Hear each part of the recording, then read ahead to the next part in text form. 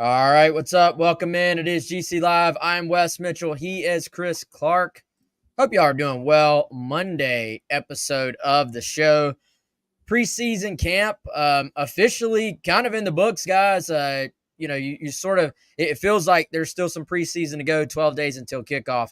But really, with sort of school starting this week, a shift to what Shane Beamer and company call their mock game week, and the final scrimmage of the preseason taking place this past Saturday.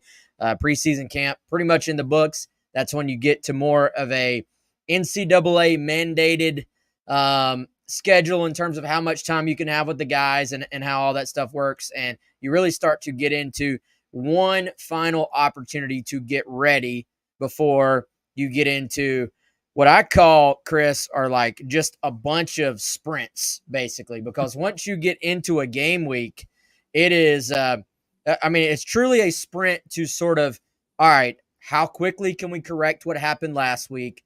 How quickly can we sort of, I guess, implement those corrections? And then in college football, you may be facing a spread, hurry up, no huddle team one week, and then you may be facing the triple option the next week. I don't think South Carolina has that this year necessarily, but that's just how it goes. And so I think really you better get your little sort of small things, but small but big picture, I would say, in terms of like, all right, what does a pregame schedule look like for the guys? What does Sunday look like every week? What does Tuesday look like every week?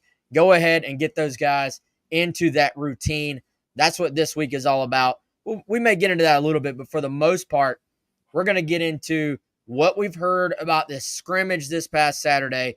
And I would say even more importantly than that, what it means for this team moving forward in terms of how we feel this thing is playing out with these final position battles. And of course, just the overall, I guess, vibe of what we're expecting from this team.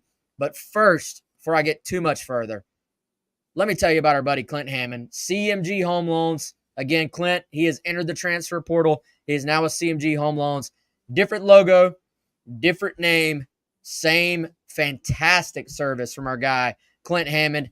I can speak to it because he's a friend of mine, but I can also speak to it because I have used Clint when I bought my first home. Then when I moved out, me and my wife were buying a home. We used Clint again. I've done a refinance. Like I've been through the entire process with Clint, so I can personally vouch for everything he's about.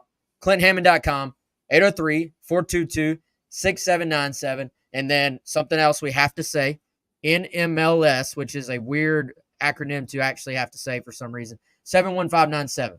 Again, the number that matters, though, 803-422-6797. Call or text Clint today. All right, promise we're going to talk some actual football now. Chris, give me one big take from Saturday's scrimmage. My goodness. One big take on the spot from a scrimmage we couldn't see. We're only just sourcing. We did not get to watch. I know. Sauces only. Yeah, sauces only. I love it. Oh, man, one big takeaway. So I will give one. I know you said this earlier. You might say it again, so I'll go ahead and steal it. We did pick up some things that the offense kind of had a little bit of a rebound, maybe you could call it, from scrimmage one, and did some good things. But I do think that this was another scrimmage, Wes, in which the defense carried the day. You know, you figured that would happen first scrimmage. But I think the question was, well, what will we hear coming out? Not only individually, but what will be the overall vibe? And I think coming out of scrimmage number 2, the vibe was once again, these on paper depth improvements that have been made to this defense have been showing up. Again, scrimmage situations, said it over and over. Those are your best, now 2 of them, your best 2 measures during a preseason, since you can't play another opponent.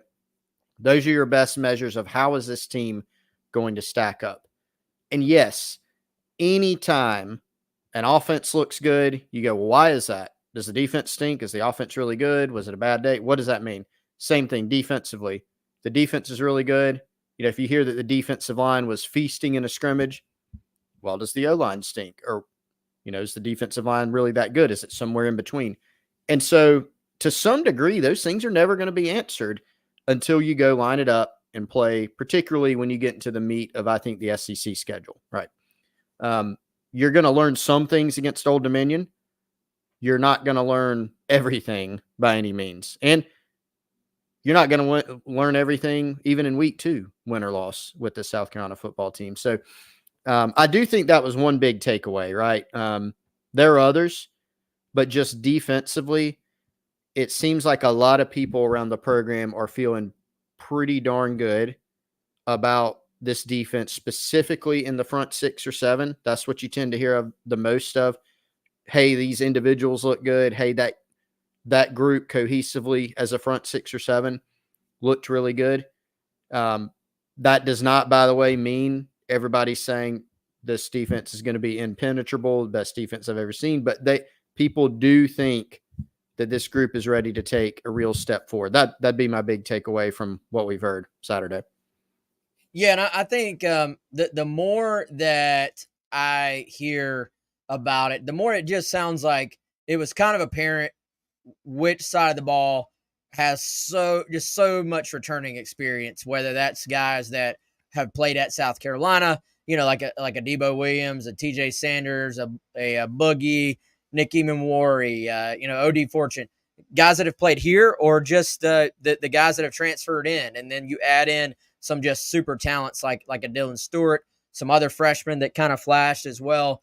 And, I think it's just kind of apparent which side of the ball is just a little bit more comfortable at this point and has that experience, because what you sort of hear about the offense, to me, isn't that the offense has not been capable. It's more just there have been some times where they have just had mistakes that have kind of shot themselves in the foot. And, I would say for the most part would kind of expect that at this point still. This was a heavy passing game scrimmage.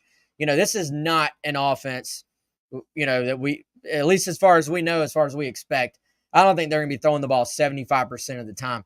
This was an offense that said, we're going into Saturday. The coaching staff said, let's go work on the passing game. So you're going to have some issues where, as you're kind of learning, it is not always going to be pretty. And you're going to have some times when you give up sacks, when you're just dropping back to throw, when you have not narrowed the focus down to your game plan specific play calling that you're going to have for a specific opponent. So I think, if you had a veteran group on offense and a young group on defense, and we were hearing, hey, offense went back and they just dropped back and they threw the ball 70 out of the 100 plays and they just carved them up, I don't think that would be that shocking. But when it's reversed, hey, you got a pretty young offense, you're still trying to break in these wide receivers and figure out who your best 3 are, and you're trying to get Sellers as many reps as possible. And you're still working on this offensive line. Let's be honest. Like, I think as we set the expectations there, I think it's going to be an improved offensive line. Do I think it's going to be an O-line that y'all watch on that first Saturday and you're just like, man, they are top 3 in the league, they dominated? I don't think that's going to be the case. I think you're going to be disappointed if that's what you expect. And so, I look at this, it's kind of what you would think it should be. I think the big thing for this offense, once you narrow it down, and I keep talking about that, but can you cut down on a few of the mistakes? Can you cut down on a few of the drops, penalties? And even in a scrimmage setting, there were apparently some sacks or non-sacks that, hey, would that have really been a sack? Would that have not been a sack? I heard that there was a long touchdown play that did not count, a long touchdown pass that didn't count because, hey, the quarterback was deemed sacked. So I think all those things, like you take scrimmage information, it's the best we have right now, but you also have to take it with a grain of salt. And I do think when you narrow it down and you're getting game plan specific, you can hopefully, if you have a talented group, which we do think there is talent on this offense, just inexperience at some spots, I do think maybe some of those little mistakes we're hearing about, you would hope, you would think, will get cut down on by the time you get into week 1 against Old Dominion. Though you also have to acknowledge, as good as we think Lenora Sellers can be, this kid is a true freshman, or a redshirt freshman, going into his first starting situation, we assume. I imagine that might be announced this week. But you have to acknowledge that, like there will be some freshman moments from the quarterback position. And I think, Wes, I don't know how much I can add to what you just said, but you said something that caught my attention and made me think of a follow-up question for you, and that is, are we any closer to knowing who the top 6 might be at wide receiver? I know that doesn't have much to do with what you just talked about, but when we're discussing position battles, questions about the offense, working on the passing game, right? Is the staff closer? Probably. Mm-hmm. Have we? Almost definitely they're closer, right? Because now they're getting more into, okay, we're out of camp. You're starting to get into that game prep, season prep mode. You've got to start narrowing down, your reps. You got to figure out, how are we running practice reps? How are you rotating that? What are we going to do in games? It could be, for all we know, Wes, Mike Furry, Dow Loggins, the offensive staff, they may say, we're going to play 6 or 7 guys in the game. They may say, we're going to play mainly 2 or 3 guys, and some other guys come off the bench and pull down some snaps. We really don't know for sure. We know that they've done a good bit of rotation in practice so far. I think we have a decent idea of probably maybe 2 to 3 guys who seem to have the best shot to start against ODU.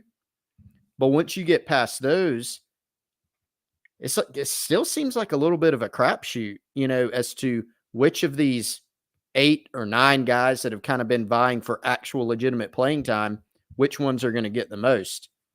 Do you have a better idea? I'm not sure that I do.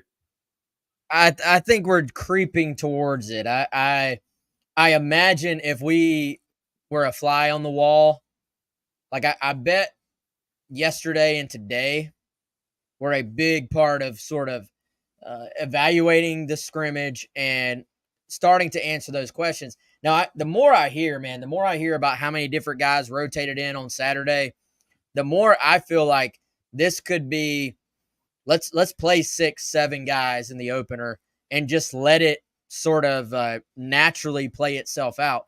Now, let's be completely honest. There are positives and negatives to doing it that way. For the positives are, hey, it's nothing's off the table. Like if you've flashed, but you haven't quite put it all together, you still have a chance to go grab the attention of your coaches and earn that. Are you going to lose a little something in terms of timing and in terms of that rapport that you want a quarterback and his receivers to have? I think it's fair to say yes. Like there's a reason why you rep with the ones and the ones, and I think with a young quarterback, you'd feel a lot better knowing exactly where that particular receiver is going to be on that play and that route against that coverage. So, those are all things to take into account. But to me, do we know how it's going to play out? I tend to think that, and again, we're putting the pieces together. Like we're taking little crumbs we've picked up here and there and trying to give fans the best idea of what to expect. And so in terms of the wide receivers, I would call this more like an educated guess. This is not somebody saying, hey, Wes, these are the top 3 guys. These are the top 4 guys. I feel like we have heard enough kind of down the stretch. I feel like our guy, Jared Brown, has started to really build some momentum starting in the summer, leading through the scrimmages. And then when you and I hear things independently, and I sort of know in general where you got it from, and in general where I got it from, and they're completely separate. And we're hearing, hey, Jared Brown had a day on Saturday. To me, that says something. And so I tend to think that day one, game one, I think Jared Brown is strongly in that mix. I think Mazeo Bennett strongly in that mix. I think Dre Jacobs strongly in that mix. I did pick up a little bit about maybe Tyshawn Russell taking some first team reps during kind of the second half of this scrimmage. So I can't completely, throw that out. I think those four are kind of in the running for being the first three out there, in my opinion. Now, I do think you're going to see a Delvon Campbell get an opportunity. You're going to see a Nick Harbor get an opportunity. To me, you look at the upside of those two guys, they're going to be mixed in, I would imagine, and just see if they can kind of, frankly, increase their consistency. And if they do that, maybe as the year goes on, that thing kind of shifts. It kind of changes a little bit. I continue to hear Luke Doty has just been a solid, consistent target. Maybe not as flashy as those other guys, but just knows where he's supposed to be, catches the football, and will have a role on this team. So, again, that's more going off of the guys I hear about, the guys that we hear the most buzz about. I could see it. I think sometimes, Chris, you're looking at a position and you're going, hey, these are the three guys, and all signs point to those being the three guys. I think right now it's more like, here's the three guys that have probably earned the start, or three out of those four I mentioned potentially. But are we going to be shocked if it shifts after 1 week, after 2 weeks? If it just clicks for Nick Harbor, could he go from like not starting to starting? Of course. Could Delvon Campbell get completely comfortable? And, we know they want to add some size to that position on the field. So also, Chris, are you in the some people are gamers category? Yeah, to a degree. Yeah. I think Jared Brown's got a little gamer to him, a little it factor to him. Yeah. Even back in the spring, we didn't hear much about Jared Brown, and then Shane Beamer would come in there. Yeah, Jared Brown caught a touchdown. Yeah. That's compelling evidence for me. Yeah, I think even some coaches will be like, well, you play how you practice, right? Because that's a good coach thing to say. But then you'll hear the same coach come in and be like, this guy just seems to elevate his game when the lights come on. It's like, yes, that does, happen from time to time. I just think at the receiver position, Wes, it's close, right? We've come into seasons in the past where at the receiver position, you're like, yeah, like Brian Edwards is starting, right? 100%, 1, 2, sometimes even 3 guys who Deebo Samuel's starting. Yeah, no kidding. This year is much more of an open question. And I do think that there have been, the guys you laid out, have some guys separated themselves to a degree? Yes. But even then, the lines seem to be pretty close. And that's why you can't 100% figure it out. And at the end of the day, guys are going to get opportunities in game situations. And so if they get open, the ball's thrown their way, and they make plays, they will get more of those opportunities. The coaches are going to want to play guys who make plays. I don't think you're going to look out there this year and go, how's that guy playing? He hasn't done anything in a couple, like you're not going to see that as much. And a big reason for that is at the receiver position, they do have, as something we talked about all offseason, they have more competitive depth. They have more guys that have caught balls in their college career, like Gage Larvadain, right? We heard more about Gage in the spring, admittedly, than we've heard this preseason.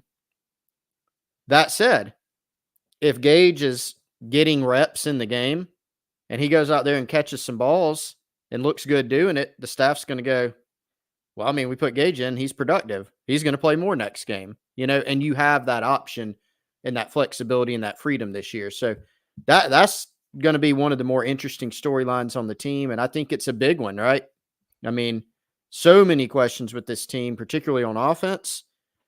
What can you get out of the receiver core? Can it be a solid group? Can it be more? Can it maybe surprise some and be more than solid? And who are the guys that are making those big contributions?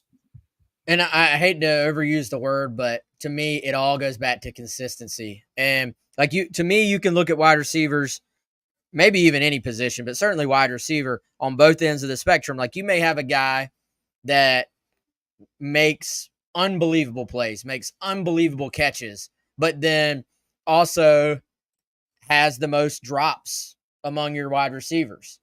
And then in the middle of that, you might have a guy who doesn't quite have the catch radius, doesn't quite have the athleticism to contort their body and make the incredible catch. But every time the ball hits them in the hands, they catch the football. So then I think you're constantly, I'm sure, evaluating as a staff, what's the give and take on that? Which guy am I playing? What is the guy who is making the incredible play? What is he missing that's making him drop? The easy one, is it a mental thing? Is it a physical? What is it? So I think part of that is that's kind of, in my opinion, why we're going to see guys just go out there and get a chance. Somebody probably at this point, you'd imagine the first three, at least internally, they've probably figured it out who's going to run out there, I would think. And but then I think it's still just it's wide open from that point forward. And the reason, going back to the it factor, the reason I believe in the it factor is because of the opposite of the it factor. Everybody that exists, unless you're just unless you're built different, like I like to say, we've all been here. Who's been going into doing something, whether it's a test, whether it's public speaking, whether it's playing a high school football game, who's been just nervous as they could be? And then who has had that moment where because you are nervous, your brain goes blank, or you do not perform, or you make a mistake that you never would have made without the nerves? Like, we've all had that. So some people, it's debilitating for them, whereas other people are, in my opinion, are on the other end of that spectrum. It's not necessarily that maybe they get better. It's just that they don't let the nerves or the moment affect them the way the average human does. And there's a lot of athletes who are faking their confidence, in my opinion, and then it comes out in those big moments. There are other guys, like we've all played with people who, when the moment gets big, you're like, that's the person I want at the plate, or that's the person I want the ball to go to. And so I think that's a real thing that only comes out when you sort of put them in those moments. So, I mean, it's not lost on me, Chris, that here we are 12 days away. We're still talking about a position that we've been talking about all off season. And just as much as we are, I would say, we've learned a lot, but similarly, we're still uncertain on how some things are going to play out. Yeah, absolutely. This is a good point by Will Korb. Somebody asked about the gamer thing earlier, and I'm not properly crediting. I have to go back in the comments, Wes, but Steven Garcia, that was one that does come to mind. Of course, maybe an incomplete because Garcia wasn't at practice half the time. So a lot of times he's just rolling into the game. I'm here. I'm available now. Love you, Steven. Love you, Steven. Yeah. But hey, that question, Wes, by the way, that you tweeted out, Garcia and DeMarco on their podcast, and I cannot wait to hear that, where he asked Spurrier about the kicking him off the team and how he felt. Whew. That is going to be good. That was a gutsy. Are you shocked he asked it? I am not, by any means. No. I'll be curious to see what the HBC says. But, you know, one more thing on that in terms of the kind of mental side of it. I think that's why one of the reasons why people are so excited about Lenoris, right? I mean, yes, he's big and can do all the things athletically, but if you hear the staff, Beamer, Dow Loggins, his quarterback trainer, Ramon Robinson, his high school coach, Drew Marlowe, teammates, anybody that's seen Lenoris, they all talk about how he's just a cool customer. Now, he has not at the college level been in the pressure-packed situations that he's about to enter this season. Last year, he was doing things like playing when they're way up on Vandy or playing when they're way up on Furman. So it is different. But even if you go back to high school where he's playing in a state title game or he's got to convert a big third or fourth down, even just things that you see and hear since he's been at South Carolina, he's just got a disposition about him where it doesn't seem like his heart rate's even getting up. He just seems pretty cool. And I think you need that at the quarterback position. I mean, different guys show it in different ways.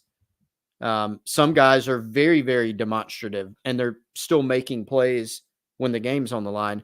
But mentally you have to have a lot of fortitude to do it. And I think he's made of the right stuff. And that, in addition to the physical attributes that he has a lot of people, really excited about him. But let's try this real quick for those who missed it. Hopefully it's going to come across here, Chris. I got to ask you one more thing, Coach. Okay, Stephen. All right. So 2011, after the Auburn game, and then Connor plays Kentucky, freaking balls out. Next thing you know, I get kicked off the team. I just wanted to hear kind of from your perspective how you felt on that. I know I absolutely despised it, but I just wanted to hear from you. I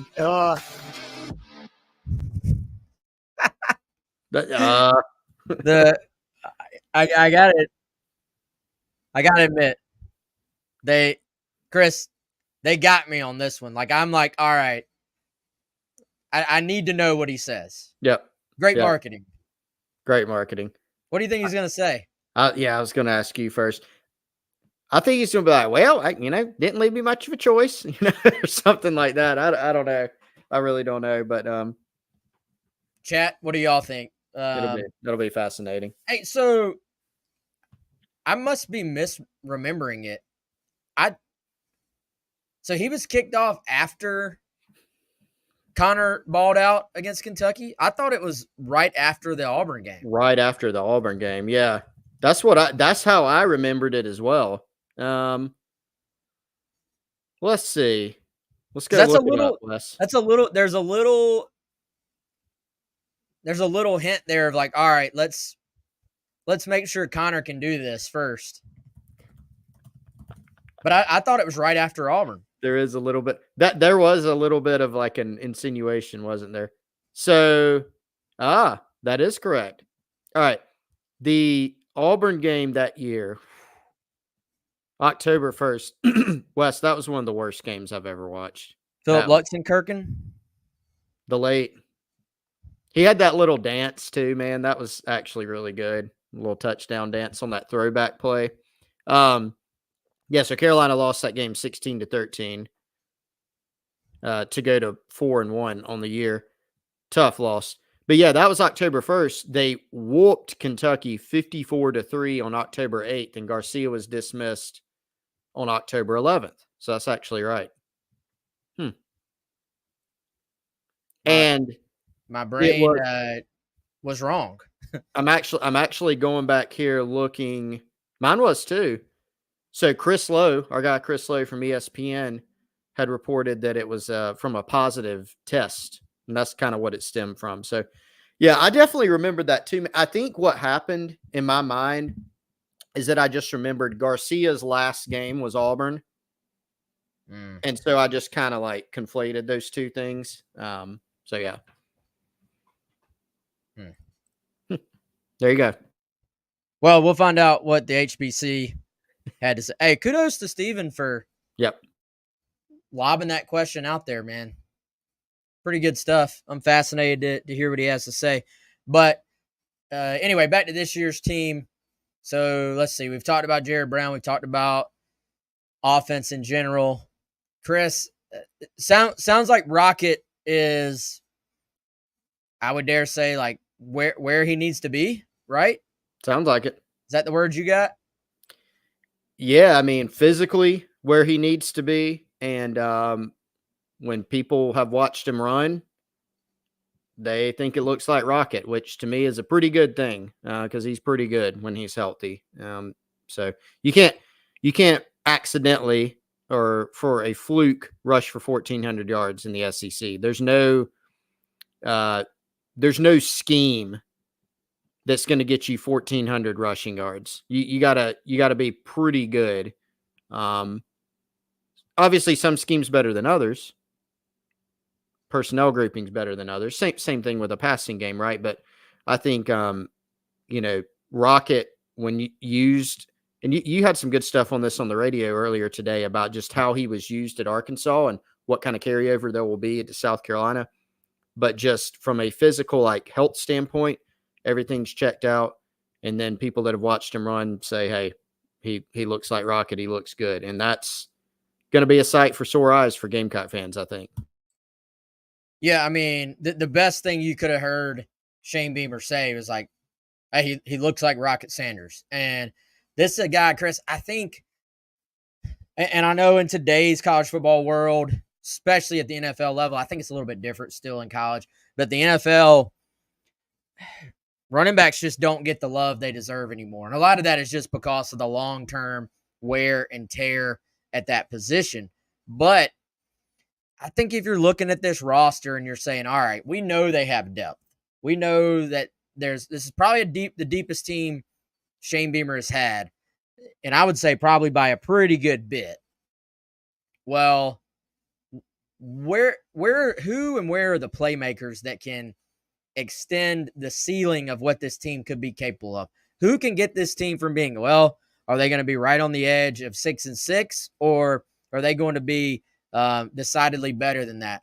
To me, who are your guys that can be like listed on these top 100 national lists? The ESPN top 100 list comes out, no Gamecocks on there, much like the EA College Football top 100.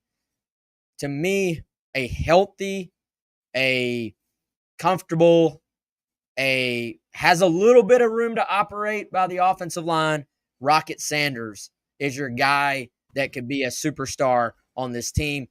I mean, if you want to let yourself get overly excited and probably go too far with it, but you're just ready for this season, go on YouTube right now, type in Rocket Sanders 2022 highlights, and watch the 20 minutes of Rocket going through, around, over just the SEC for 19 minutes and some seconds. And you'll get an idea just what this guy is capable of if you can give him the room to operate. Yeah, a big measure, and some highlights early in that Real West of the South Carolina game, if you want to drudge up those memories. That happens, I think, in game 2, first to Cincinnati and then South Carolina in that Real. But lots of plays in there. And, I mean, just such an interesting player because former high school receiver, so has receiver skills, really good on the perimeter. And like you said, Wes, he can run. He can run around you. He can run through you. He can break tackles. He's elusive. He can just do so many different things. But that I think is a key metric, what you said, getting room to operate. Now, earlier I said scheme can't get you 1,400 yards. It can't. You got to have really good backs. You also have to do a good job with your scheme, and you have to have good blocking to even enable the path to get there. Your running back has to do a lot to go over it. If you have a 1,000-yard back, you have a very good running back, but you've also done a good job in all the other facets. So yards before contact is something that gets a little bit lost. South Carolina, when Marcus Lattimore was here, the offensive line looked better because the rushing stats looked better, because a lot of times he was turning hit at the line to 4 yards, or he was turning a 1-yard gain into 6, things like that. And so Rocket Sanders can do some similar things, but the yards before contact is going to have to be better than what it has been, which is, I think, the past couple years, Wes, specifically last year, bottom of the league, towards the bottom of the country. And so there are a lot of running plays you can go back and look at last season where they were kind of dead on arrival, didn't have a chance from the start. Even a guy like Rocket is going to need more than that. So schematically, from an offensive line standpoint, and honestly, having an extra guy that the defense has to account for in Lenore Sellers is another part of this as well.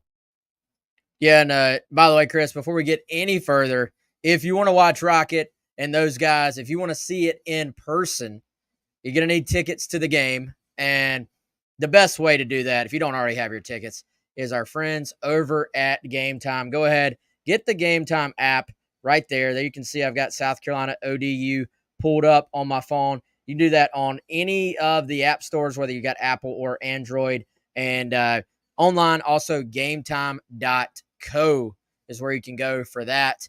And I've told y'all before, I won't tell you again, when I went to the World Series a few years ago, I used the Game Time app, got in, no problem whatsoever, even though it was a very, very tough ticket. But whether it's South Carolina tickets, whether it's NFL, you want to go see the Panthers, I don't know why you'd want to do that, honestly, but if you do, if you're a glutton for punishment, you want to go watch the local NFL team. They've got NFL, they've got concerts, comedy, theater, all those things. One of my favorite things about the app is the all-in pricing toggle feature, which is going to show you that total up front.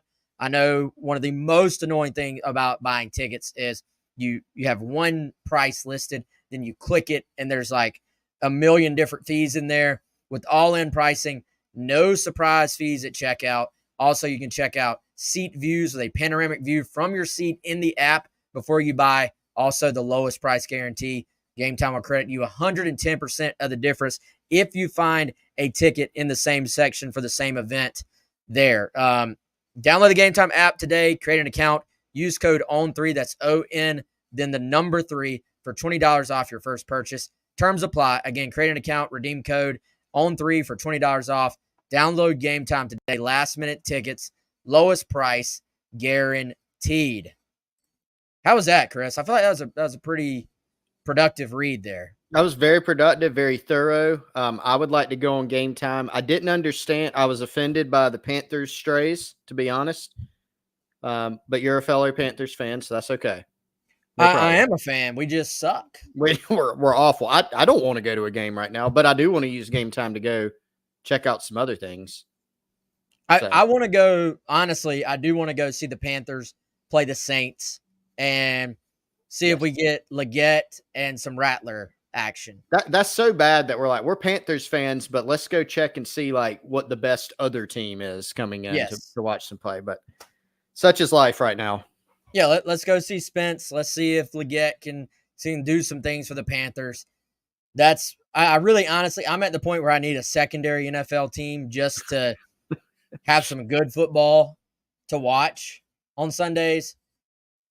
Anyway, we'll get back to the Gamecocks. By the way, did you see both Dylan Stewart, Josiah Thompson, who my brain has wanted to just say Dylan Thompson every time I talk about those two guys. Well, you got Dylan Stewart, Josiah Thompson. Yeah. And it's just easy to throw them together. But not a surprise at all, in my opinion. On3 had both those guys as 5 stars. We know our boy Charles Power, incredibly high on both guys. And he was involved in this list as well. So really not a surprise at all, but still a nice honor, for those two guys to make that list, knowing what we know here locally in that Josiah very much in the running, probably the favorite to start at left tackle, and Dylan very much in a place to where he's going to play a lot at that edge spot. Yeah, and, I think there's preseason is preseason in terms of awards lists and things like that, but I do think if On3 had gotten wind of the fact that, Dylan Stewart, Josiah Thompson, they're big-time recruits, but it doesn't really look like they're going to do much this year. Maybe they don't put them on that list. But all the reports coming out from us and others have shown that they've both been major factors. One just very quick example that comes to mind, and there's no problem with this, but at Oregon last year, they signed a 5-star wide receiver who was the number 2 wide receiver in the country. Last year, he had 1 catch for 7 yards. Now, part of that, Oregon is a pretty loaded team. They have a really good football team, but not all 5 stars come in and make this huge immediate impact. Some do. And sometimes it's kind of need, sometimes it's need plus opportunity. And I think for both of those guys, we knew South Carolina needed some edge help. We know South Carolina was going to have kind of an open battle at left tackle. Those two guys have come in as true freshmen and both done a great job. And I really think have been what the staff thought they would be and hoped they would be, and both in position to play a whole lot this year. So nice honor for both of those guys. Yeah, and just the work ethic. I think it was so obvious those guys are so talented, man, that anytime you bring in a 5-star, the question just is, hey, are they going to come in and work? And both those guys have done so. Was there anybody else? To me, I didn't expect them to be on the list because they weren't quite as highly rated. But I would say, but we're highly rated guys. Is there somebody that could be on that list by the end of the year that's on South Carolina's roster?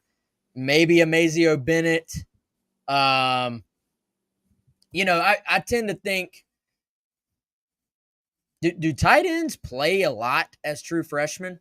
Like a Michael Smith. I don't think Michael Smith is necessarily going to play, as many snaps as a lot of guys on that list. But a lot of times with the freshman All-American list, a lot of times it is about, all right, who else at your position was good enough and in a situation where they could play? So maybe a Michael Smith could kind of sneak in as a situational guy.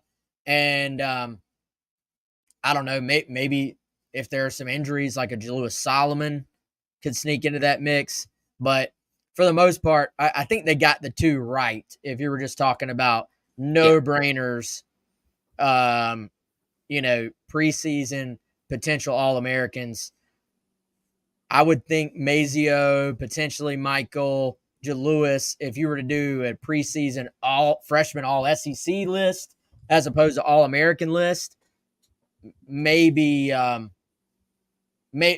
in the running. I don't know if they have enough outside of Columbia juice yet to end up on that list. But after the season, if you were making the postseason list, I think those guys have an opportunity to be on there. But anyway, Chris, so let's close out scrimmage talk. I think we've hit on a lot of the high notes. To me, there are a few guys, and we talked about this on the radio. There was a few guys that weren't necessarily your, what I would call starter type, so that we've heard a lot about being starters this year, that had decent days. And so we both heard independently David Busey had a good day. I heard some good things about Wendell Gregory.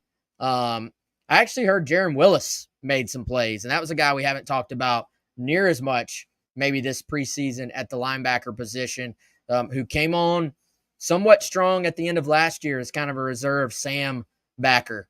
So it does, again, it's one scrimmage, but it sounds like there are some under the radar guys on this team who are making a push to potentially have a role this season. Yeah, Busey's a fascinating one. I know you and I had a difference of opinion on, does he redshirt, does he not? You went out on the limb and said he's a play guy. And, after hearing Saturday, it's got me teetering a little bit. Hey, can he step up? And even if it's a guy that just, hey, David Busey's on every special team unit, but he's going to play all 12 regular season games on special teams. Well, that gets you obviously well past that threshold. So it does seem like a guy that the staff likes. We both heard, as you said, independently described to me as a dog. So he's a guy that's got some, you go back and look at his high school tape, Wes, just a really tough physical player, kind of plays bigger than his size, versatile player, maybe not going to blow you away with just how he looks out there. Maybe not an off the bus guy in year one, but someone who I think is he's pushing, right? He may not, maybe it ends up and he plays 4 games in red shirts or 3 games in red shirts, but he is pushing. And I think that's a positive because he's out there making some plays. I always think, Chris, it's valuable when, like, the quote, and maybe it's not even fair to say it like this, but like the bottom of your class, like the guys, at least in the rankings, we know once you get to college, it doesn't matter. It's all about who performs. But in the rankings, your guys that are at the lower end of the class, when you can get production out of those guys in some ways, that to me is a good sign that you've signed some depth to your classes too. And so I think, who knows what will come of his career, but just when there are early signs as a freshman that this dude is scared of nothing, that he's running around, that he is arriving with a physical presence from that safety spot. He made a diving play on a ball as well. I believe he got the interception on it. And so that's just a really nice sign for him that, he's going to help this program in some way moving forward. So, all right, we talked about wide receiver. That one kind of still up in the air. Tight end, it's pretty apparent right now that Michael Smith is going to play in there somewhere in the rotation. True sophomore Maurice Brown has really pushed into the mix there. Running back, for the most part, seems settled. It feels like Beamer is not going to tell us who's starting at corner opposite OD, but it simultaneously feels like Judge is going to get the first shot at that. And how about the little tidbit from Beamer mentioning Juju McDowell as the potential punt returner? Yes, that was interesting. Juju obviously has kick return experience in the past, has had some nice ones for South Carolina. I think back to his freshman year, he handled it some. So that is a very, very interesting move. I mean, we know they've auditioned a lot of guys at kick returner, at punt returner.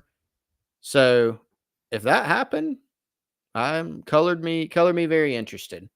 They certainly have to find someone back there that's not only reliable, Wes, but you really get the sense. And I go back to what Pete Limbo, when he was still on staff here last year, he seemed frustrated at times by the fact that South Carolina couldn't make some bigger plays in the return game. They were reliable in terms of catching the ball on punt returns, but they didn't seem to have as much juice there in terms of being able to generate some bigger plays. So I think Joe DeCamillis will be looking for that. Obviously, your number one goal, catch the football, right?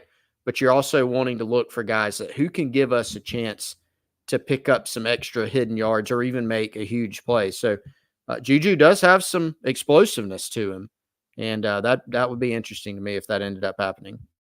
And it's a way to get a guy involved, that has some of that playmaking ability to him, but maybe just has been over-recruited at running back by some guys that have more SEC type size, I think, at that position. So let's hit a couple of questions and we're going to get out of here. Travis, one of our, I would say, GC Live veterans, an OG. Great question, man. And I'll be honest, I think all the teams, including South Carolina, are still working through how they're going to handle this. But he says, with the Schollies increasing to 105 next year, should we be more aggressive with recruiting D1 caliber players for this cycle? Maybe offering some guys that are borderline D1. And he says in-state players. I mean, I think it's a good point. Like this thing goes into effect next season, but so that's your current recruiting class that you're working on. And for one, South Carolina has not at least said that I've seen. They have not said that they've decided to use all 105 as scholarships. And Chris, it doesn't appear at this rate that they have decided to take some massive class and Right. just fill all those spots right now. Do you think that Travis has a point though? Yeah, I think so. The two biggest things that come to mind is obviously what do schools do with this? Because I think everybody's first inclination was, if schools can give out 105 scholarships, they're going to do that. That may be where they land on it. But I know when the word of this first came down, I got in talking with some different sources, it was like, well, you can just have 105 players on your team, which actually trims the roster limit, right? South Carolina right now, I think, has 119, 120 guys. So you're trimming your roster limit, but the difference is you can go way above the 85. You basically have that many extra scholarships. So it was, hey, you can run kind of a pseudo walk-on program if you want. You don't have to give out scholarships. You can give out partial scholarships. You can give everybody a full scholarship.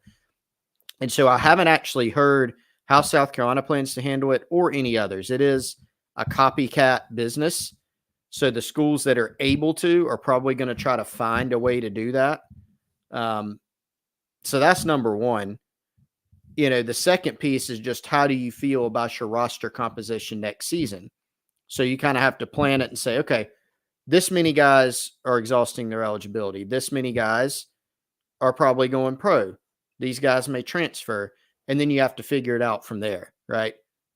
What walk-ons do you currently have on your team that in this new structure you would like to keep around, either as a walk-on, a partial walk-on, a full scholarship walk-on?